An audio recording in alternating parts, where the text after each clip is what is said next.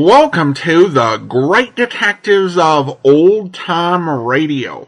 From Boise, Idaho, this is your host, Adam Graham. If you have a comment, email it to me, box13@greatdetectives.net. Follow us on Twitter at Radio Detectives, and become one of our friends on Facebook, facebook.com/Radio Detectives. I do want to remind you that we do offer our Great Detectives of Old Time Radio t-shirts. We have 3 different styles. There is our general Great Detectives t-shirt you can get at t-shirt.greatdetectives.net. We also have one that I did for the 70th anniversary of Yours Truly, Johnny Dollar. You can get at yourstruly.greatdetectives.net. And we also have our Joe Friday Never Said Just the Facts Ma'am t-shirt available at friday.greatdetectives.net. Well, now it's time for today's episode of Yours Truly, Johnny Dollar. The original air date, January 20th of 1951, and the title is The David Rockey Matter. From Hollywood, it's time now for Edmund O'Brien as... Johnny Dollar. Mr. Dollar, this is Miss Beale at the travel office calling back. I got your plane space all right. Oh, good. Wait till I get a pencil. Okay. You leave Idlewild tomorrow morning at 9 on National Flight 405, and you reach New Orleans tomorrow evening at 5:01. 5:01. Got it. You'll have to stay in New Orleans overnight, and the earliest flight I could get out of there is Pan American number 701 the next morning at 8. 8 o'clock. That'll put you in Managua at 5:50 that evening. There's a train from there to San Juan del Sur. Oh, that part of it should be fun. The fare one way, including tax, is $216.55. Why don't you buy a round trip? Well, just habit, I guess. Superstition. I don't like to presume I'm going to get back from any of these trips I make. That would really be asking for trouble.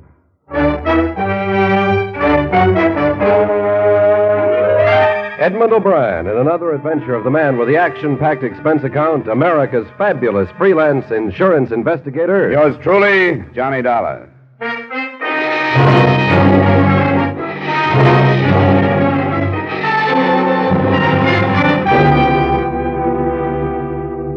Expense account submitted by Special Investigator Johnny Dollar to Britannia Life Insurance Company, Hartford, Connecticut.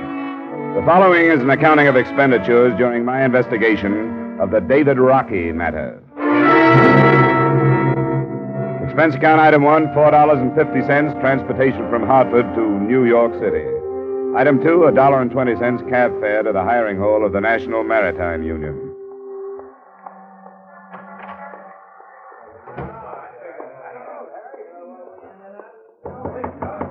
Tom? I talked with you on the phone, Mr. Richter. Dollar? Oh, yeah. Well, like I told you then, your man is in San Juan del Sur. Or if he left, we don't know about it. I hope he's there. I've got plane reservations. I called the Edwardson line. That's the outfit he was sailing for. I want to double check on our records, and theirs are the same.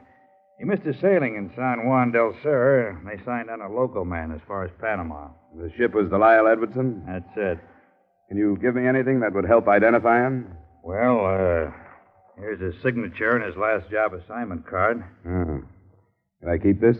I guess so, sure. Thanks. Let's see, here's his membership book number, 146544. Uh-huh. All right. Would you happen to have any photographs in your file? No, but the Coast Guard office would, on his certificate of identification and certificate of service. They'll both be in a file on him over there. Good, that's what I need. I wouldn't know him if I did find him. I'll fix you up. Naturally, I'm curious, you flying all the way down to that port. What do you want with this David Rockey? Mind telling me? He just became a millionaire. What? Well, when Rocky was a kid, he was adopted by a Titus Morgan in Boston. Wealthy man. He just died, leaving everything to Rocky. And he'll like that. $1.5 million, including $50,000 in insurance. That put me on the case. How would you like to get some news like that? I don't think I could take it. Well, thanks a lot, Mr. Richter. That was nothing. Yeah, when you find this guy, ask him if he can spare a few bucks for the seaman's home, will you?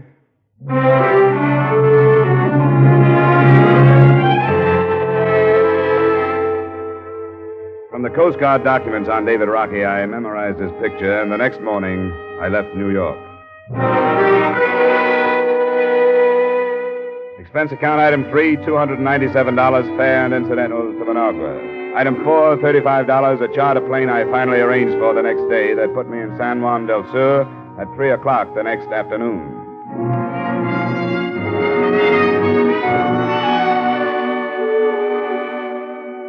I found hotel accommodations and then looked up the local office of David Rockey's last employers, the Edwardson Steamship Lines.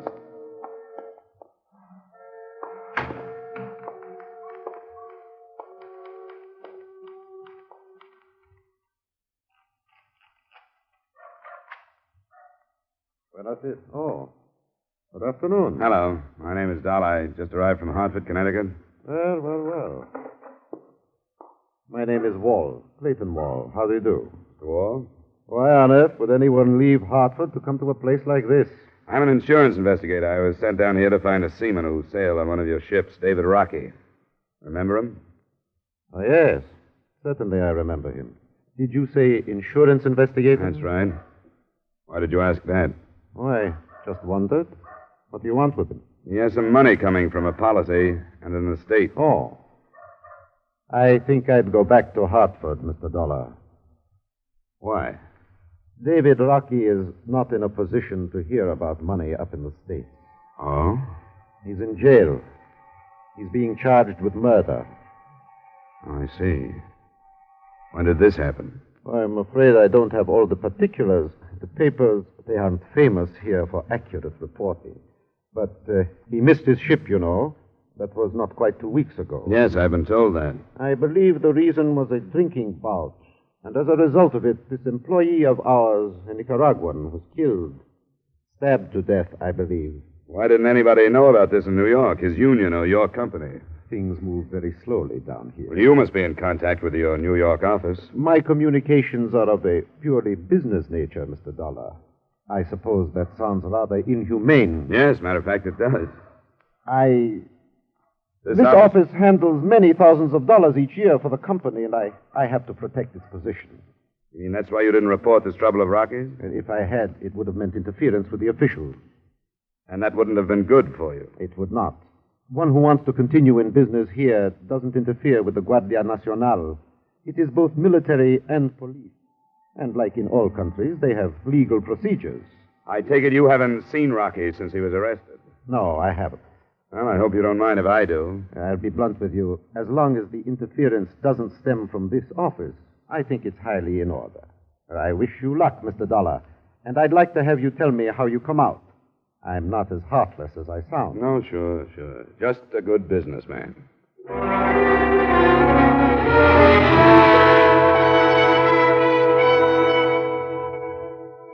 Before I tackled them, I learned what I could about the police setup in Nicaragua. The Guardia had been organized originally by American Army and Marine officers. A lot of what I dug up would have been good news to criminals, a couple of thousand men enforcing laws in the country about the size of New York State. But at least it looked like I'd find somebody who could speak English. I did, but that was all there was in my favor. You cannot talk to him. He's a prisoner, and I will not have people talk to him. Why not, Sergeant? Why don't you want me to see him? It's for me to say. That is my order. You're an important man, I understand that, but there are some who are more important. What do you say? You're evidently used to dealing with people who are afraid of you. I don't have any reason to be afraid of you. Importance? I do not understand. And fear? I'm here under the proper papers. They give me certain rights. David Rockey was under papers, too. He has rights. Does he have a lawyer? He does not want one. That's difficult to believe. You think I lie? I think you'd better let me go see him. No. He's a prisoner. Prisoner or not, he has a right to see me. I'll go to the American consul in Managua if I have to. You must know where he'll go, to your superior officers. You can't do this because of personal feelings, Sergeant. You say 10 minutes, no more. Thanks. Maybe that'll be enough.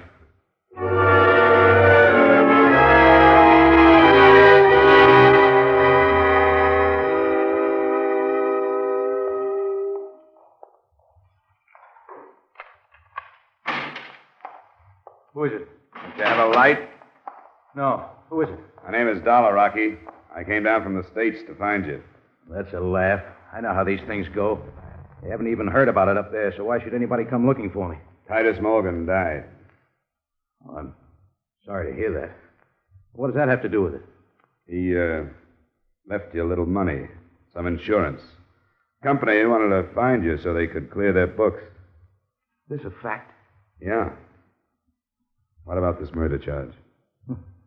If you've been outside, you know more about it than I do. This is where I woke up, and this is where I've been. I don't know what's going on. What do you mean, this is where you woke up? I got drunk. I don't remember getting here. You know about the murder charge? Oh, yeah, they told me about that. What happened? I don't know. I drank too much. It almost seems like I got a Mickey. Did you kill this guy? Are you on the level? Certainly I am. Here, hold my wallet while I get a match. That's my operating license. My cards are inside. Connecticut. It's close to home.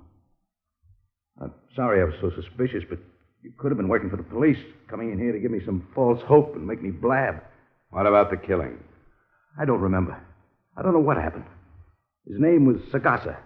He was foreman of the longshoreman crew that loaded us. I know that. Well, I didn't have to stand watch that night, so I went with him. I've done it before. I knew him. There were all these drinks at his place finally with his wife. I remember midnight, but not much after that, except half remembering going to bed because I was so stiff. You went to bed there? I'm not even sure of that. I think so. I don't remember going anyplace else. And believe me, I've been trying to. What then? I don't know. Almost like a nightmare. I can remember the police being there. In the morning, I was here. And that Sergeant Ortega won't tell me what's going on or let me see anybody. I don't even know how he was killed. He'd been stabbed. He was lying on the floor in the middle of the front room. I wouldn't have any reason to kill Emiliano. You remember who was with you? Yeah, there was his wife, as I said. What's her name? Misha. Tell me about her. Well, there's nothing about her. She's Sagasa's wife. After I met him, I met her. I've made this port quite a few times and got to know them both. Mm-hmm. Who else was with you? 2 other men. One was Dave Light. He was a crew member of the ship, so he's gone. The other is Chris Binstead. He's in charge of the warehouses here for the Edwards Company. Then there was another girl, Alicia. I don't know where she came from. I'll find out. You're really going to look into it? Yeah. I don't see an American sitting here in a black cell without somebody helping him. I won't say I've been praying, but if I had been, you'd sure be the answer to them. I'll let you know what I find out. And Mr. Morgan died. That's right. He was a great man. I wish I'd stayed home. I'll try to see you tomorrow night. Hey, let me out.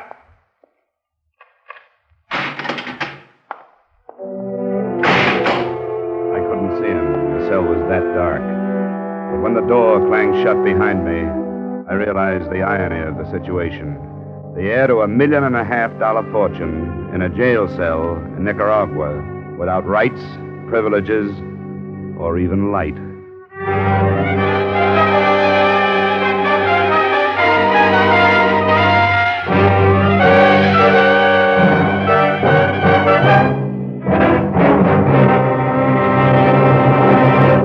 We will return you to the second act of yours truly, Johnny Dollar, in just a moment. Every Saturday night, Americans from coast to coast play Sing It Again. Do you? Well, if you don't know the fun and excitement you're missing. Prizes galore, plus a special jackpot prize if you can name the Phantom Voice.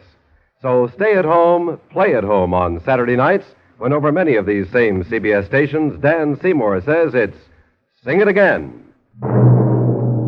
Now, with our star, Edmund O'Brien, we return you to the second act of yours truly, Johnny Dollar.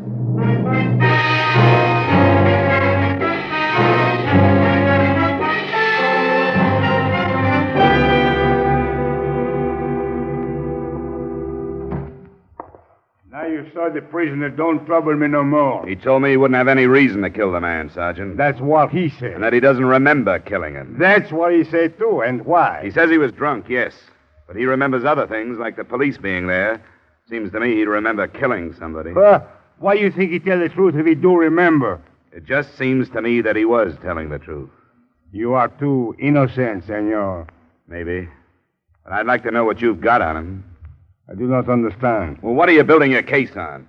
Just the fact that he says he doesn't remember? He says he'd have no reason to kill Emiliano. What motive are you using? Motive? The wife. You mean there was something between Rockey and the wife? To herself, she is a cat, and all men, they are mice for her. All right, that's something. It wouldn't be enough in my country. No? That's nothing but the vaguest kind of circumstantial evidence. Don't you have anything real? The murder weapon, for example? It was not found. What about the fatal wounds, then? What kind of a knife made them, do you think? It was a wide knife. Uh-huh.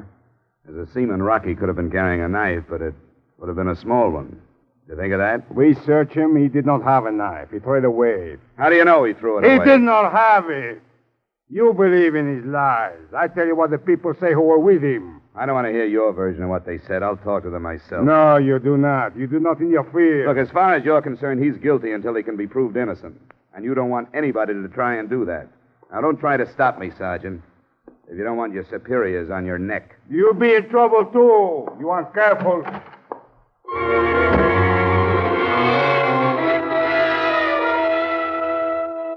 My first move was to get a cable off to Hartford advising the company of the situation and suggesting that the Titus Morgan estate send a lawyer to San Juan del Sur as quickly as possible. By then, it was 5 p.m.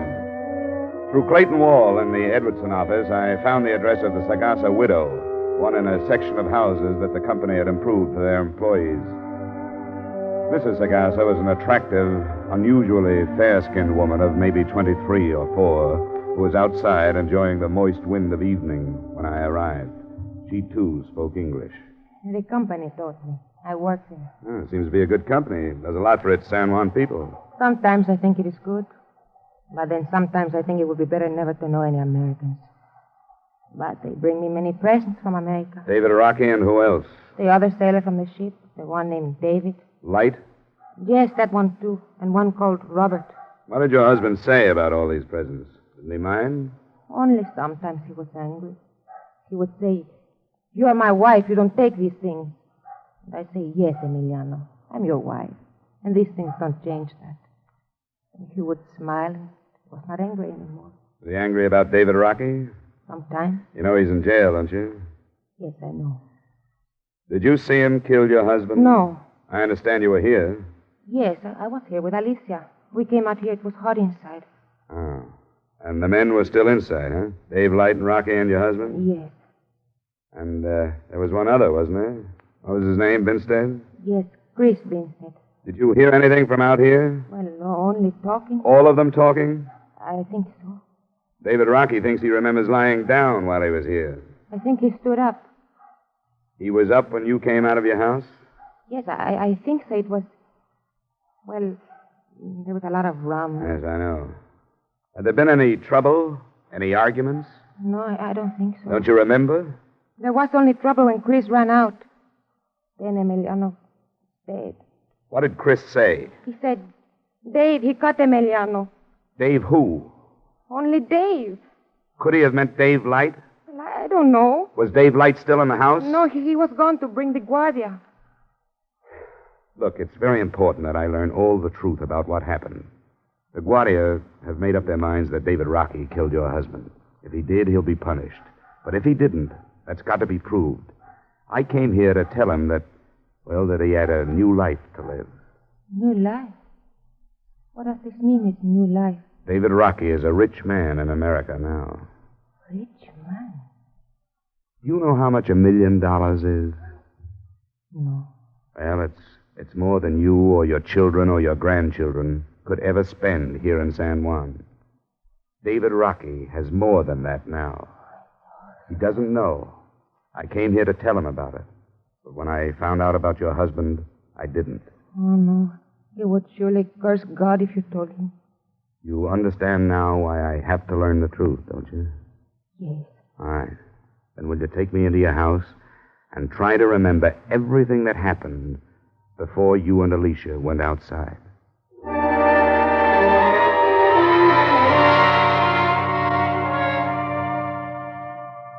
Another Edwardson ship had docked that evening, and I found Chris Binstead on the wharf supervising the placement of the cargo that was streaming into the warehouse.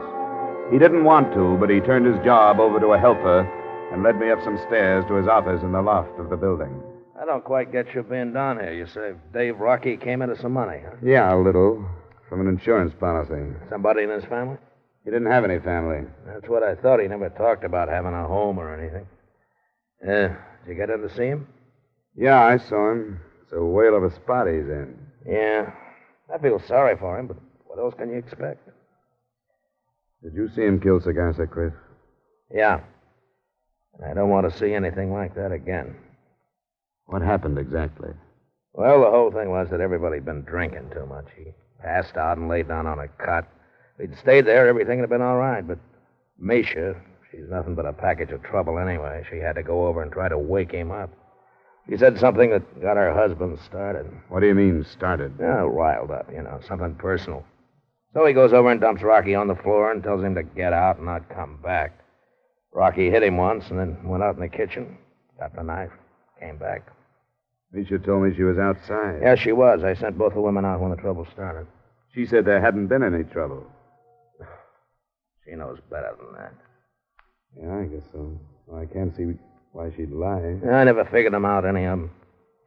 Anyway, Rocky came back with a knife, and they called each other some names, and then all of a sudden there was Emiliano on the floor. Then what? And that was the end of it. Went and told Misha what had happened. Dave Light went after the Guardia. What did you say to Misha? Oh, I just told her that Rocky had killed her husband. She says you told her Dave did, that you didn't say Rocky. Well, maybe I did say Dave, but I meant Dave Rocky. What are you pressing me for?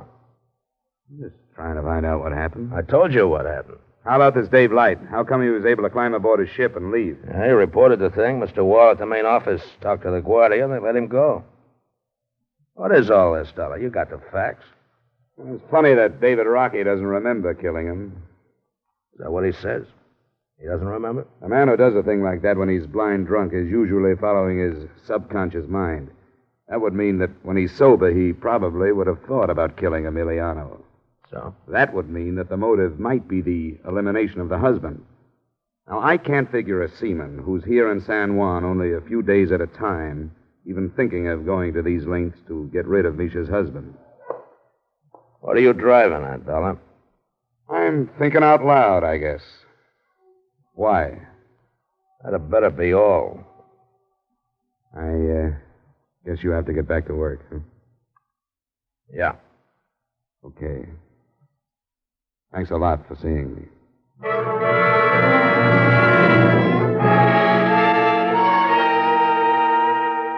It was coal black when I left and made my way on foot back to my hotel. A message was waiting for me at the desk.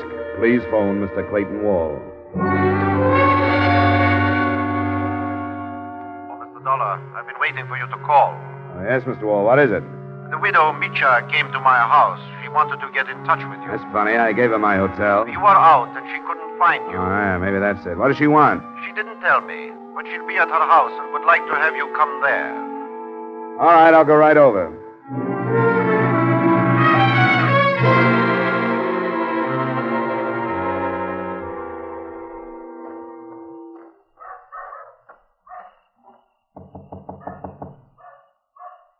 Mr. Dollar. Oh, you don't come before this?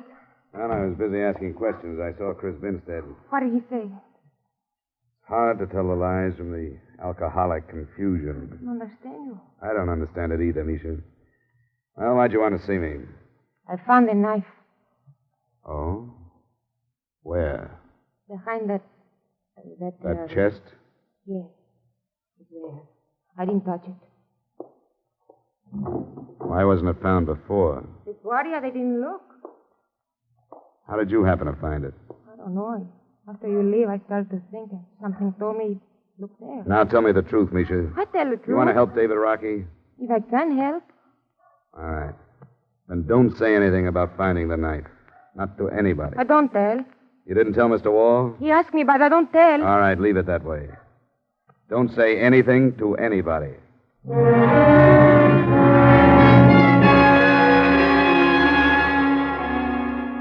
I slept after that, almost the first sleep I'd had since I left New York. And the first thing the next morning, I arranged for another charter plane to Managua. In it, I sent the murder weapon and the only other thing I could think of that carried David Rockey's fingerprints. My wallet that he'd held while I showed him my identification. After a meal that passed for breakfast, I went back to see him. I've been going crazy in here. What have you found out? Oh, not much. Some of it good, some bad. We'll have to wait till this afternoon to do any more. Seems like this is a hangover I'm never going to get over. The times I haven't been going crazy, I've been thinking of Mr. Morgan. How did he die? Heart. He wasn't very old. I keep remembering what he said when I left, that there were two worlds and that I was picking the wrong one. He adopted me, you know. Yeah. I talked to his lawyers, but I didn't get the whole story. It doesn't make any difference, I guess, except that I could have made him a lot happier than I did. He had a son of his own that got killed in an auto accident when he was 14. The mother, too. I didn't know that. I was the same age, and I was supposed to take his son's place. Mr. Morgan found me in a state home, took me in. Gave me everything, put me through school, high school. Why did you leave him? Guess I'd lived too long in the other world or something. I always felt like an outsider. Then the war came along, and I went into the Merchant Marine. How old are you now, Rocky? 27. I went back after the war, but I wasn't cut out for it, I guess. Tuxedos and formal dinners and dames I didn't understand. The rest of the people who never seemed to say what they were thinking. Yeah, there are plenty of those. I tried because I knew Mr. Morgan wanted me to. There was just something rough in me that I couldn't hold down. And there were a couple of things with these stuffed shirts, fights. Finally, a few years back, I got up and left without saying anything to Mr. Morgan. I got no sermon to preach. I know it wasn't the way to do it. And he left me some insurance anyway. How do you like that guy? Have you been thinking about the Sagasa thing, Rocky? I've been trying. You can't remember any more? No. Does it look bad? I can't tell about these other people. I wouldn't have killed him. Misha's trouble, I know that, but I wouldn't have killed him. I didn't have any reason to. It's been my approach, but I haven't proved anything with it. You sit tight until I come back. Oh, here. Brought you some cigarettes.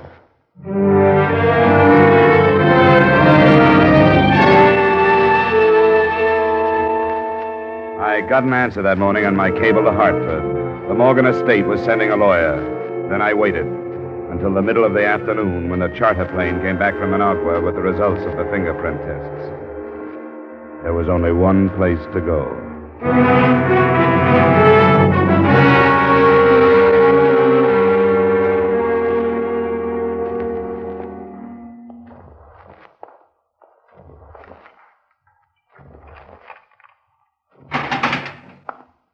That's you, Mr. Dollar? Why didn't you give me a straight story at the beginning, Rocky? Oh, what do you mean? Why didn't you tell me you killed him? Did I kill him? You know you did. No, I swear I don't. I don't remember. You mean that, don't you? I don't remember, Mr. Dollar. I don't remember. Did I kill him? Didn't you ever think of getting Sagasa out of the way? Yeah. He was in the way. Did I kill him? I've been looking for evidence that would say you didn't. What I found says you did. What? Your fingerprints on the knife, and no other fingerprints at all. They couldn't have been faked. There was only one way to get them there. Oh, I'm sorry. So am I. I didn't mean to. I had no reason to. Why did I? Well, things happen, I guess. It could have happened to anybody who doesn't have any more sense than I do. I got nobody to blame. Nobody.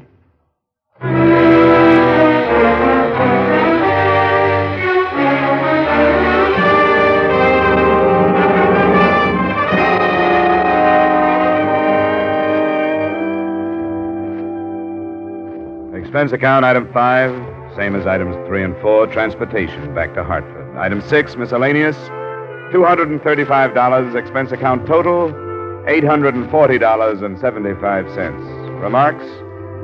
I'm sorry the mission wasn't more successful. The estate lawyer arrived before I left, and although he wasn't familiar with Nicaraguan courts, he felt that David Rockey had a chance on a second-degree murder plea. None of us knew what the terms would be. But we did know that $1.5 million was worth waiting for. Yours truly, Johnny Dollar.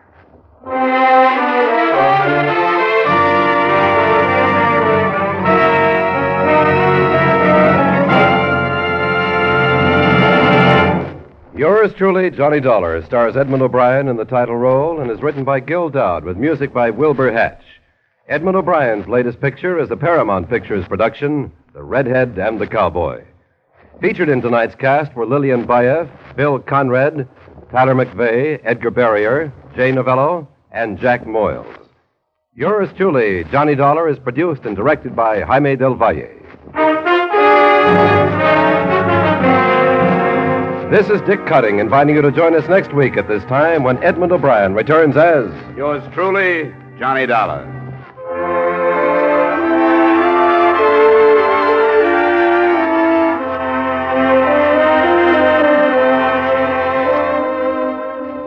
There's Saturday night fun with the young married set when Lucille Ball and her favorite husband come along later this evening on most of these same CBS stations. You'll enjoy the laughs with Lucille Ball as she tries to help, but more often hinders the man she calls my favorite husband.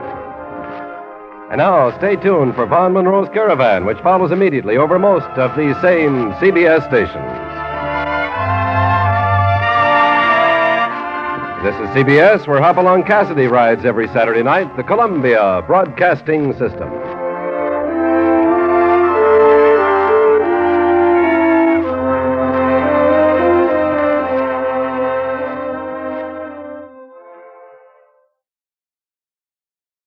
Welcome back.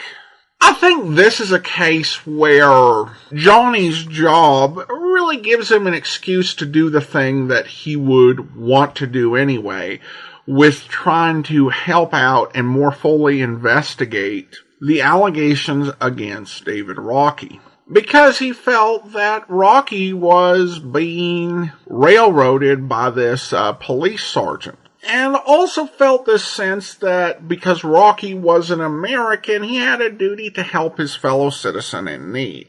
Now, it does turn out at the end that Rockey was guilty, though perhaps not as guilty as the sergeant thought. But nevertheless, Johnny did his best that he could for him. Of course, since we just finished Rocky Jordan, this episode has some really interesting casting. We have Jack Moyles playing another character named Rocky, albeit last name Rocky, and different spelling. And we have Jay Novello playing a police officer, but instead of being Captain Sabaya, he's a sergeant that kind of acts a little bit by Greco, except on a day when Greco lucked out to technically be correct. Well, I do want to go ahead and thank our Patreon supporter of the day. Thank you so much to Neil. Neil has been one of our Patreon supporters since September 2016, currently supporting us at the Shamus level of $4 or more per month. Thank you so much for your support. And that will do it for today. Join us back here tomorrow for Treasury Agent. And then next Friday, another episode of Yours Truly, Johnny Dollar. And then next Saturday, we'll be bringing you T-Man. In the meantime, send your comments to box13@greatdetectives.net. Follow us on Twitter at Radio Detectives and become one of our friends on Facebook. Facebook.com/Radio Detectives. From Boise, Idaho, this is your host, Adam Graham, signing off.